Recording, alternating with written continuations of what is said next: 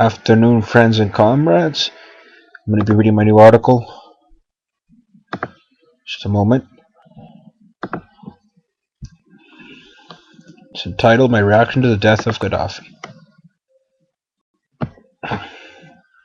No one can deny the following facts about Libya,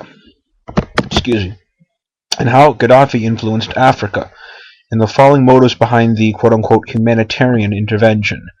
This is my humble attempt to explain them, having studied the history of humanitarian intervention from the British Empire to the American Empire. Also having studied the history of how Gaddafi came to power, the Italian colonialists, the Libyan king, etc. Also what I think the consequences of his death will mean for the region. Libya had the best living conditions in Africa. Libyan citizens, regardless of tribe, were given rights that not even Europeans have. When a couple married, the state would give them $50,000 to buy a house. Everyone had a home. Everyone had access to healthcare and education. In fact, if you got good grades, the state would pay for your college education abroad. 1 million people, a big part of the population of Tripoli, 1/6 of the population of the entire country, under NATO bombs, came to the streets to show support for Gaddafi. I did not see that in Egypt or Tunis. Of course, we don't see the images of the Bahraini protesters dying or the Yemeni, since these regimes the West supports. 1 million in Libya is the equivalent of 30 million people taking to the streets to support Obama tomorrow. Now, the housing case in Libya is quite fascinating. Gaddafi took power at the same age as me, 27, with the help of the great Egyptian ruler Nasser, who stood up to the West as well.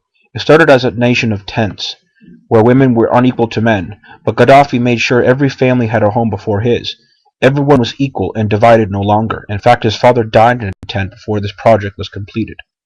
All this was financed by the Libyan oil wealth, no longer given to the West at the expense of the people, who Gaddafi, much like Chavez, had used to enrich his people and unite the continent against the imperialists of the West, i.e. the African Union, who were about to use Gaddafi's gold reserves as a national currency against the euro-dollar domination, much like Asia is uniting. Now, if we look at how Gaddafi took power, we see Gaddafi took it from a pedophile king, who was an opportunist who tried to take credit for the kicking out of the Italians from Libya. It was Gaddafi, a rising star of the military, who fought the Italians, and tired of seeing the old corrupt rulers, ousted the king. The king's son lives in America today and is eagerly planning to corrupt the Libyan society. If you look at, for example, how the Turkish Ottoman Empire fell, we see there was a humanitarian intervention in Ottoman Syria and modern-day Lebanon to protect Christians. This was in fact an attempt to break Syria from the Ottoman Empire, which ultimately was successful. Principally, the British took part, but also to a certain extent the French and the Russians. The Russians, out of solidarity with the Orthodox Christian communities there, mind you, this was before the Bolsheviks existed. The French there to supposedly help the Catholic community, and the British the Protestant, who were very small communities indeed. In other words, these were fake humanitarian intervention to serve Western Empire over Eastern vis-a-vis the Ottomans. History repeats itself from time to time, especially if we forget it. We see the Turkish opportunists using the Palestinian tragedy to their advantage, as well as the tensions today in Syria and Libya herself. Ignoring the needs of minorities like Kurds or Armenians, including the Christians the West likes to pretend to care about, in spite of them also having olive skin. If you think about it, the historical narrative can go all the way back to Hannibal of Carthage, from modern Tunis, where the first Arab Spring event happened, which seemed to be authentic unlike the Libyan case.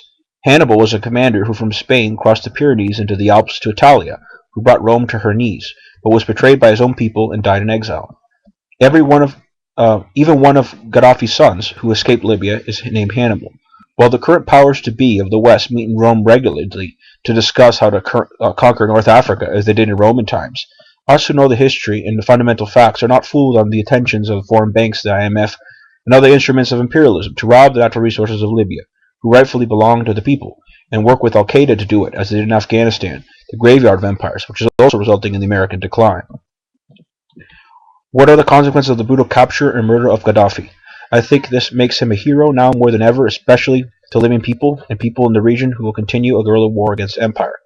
The occupiers and collaborators with Gaddafi's more popular son, Saif al-Islam, in the south in the Libyan desert to lead the resistance, who will take out the Arab Nazis and agents from Benghazi, one day or another, where the West can no longer fund the genocide in Libya.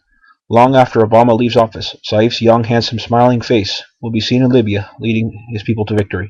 The so-called rebels claim they captured Saif in Tripoli, but he came out in front of cameras to show the world he was alive. Now they say they shot him, but he comes on the radio. The Gaddafi are far from over. Thank you.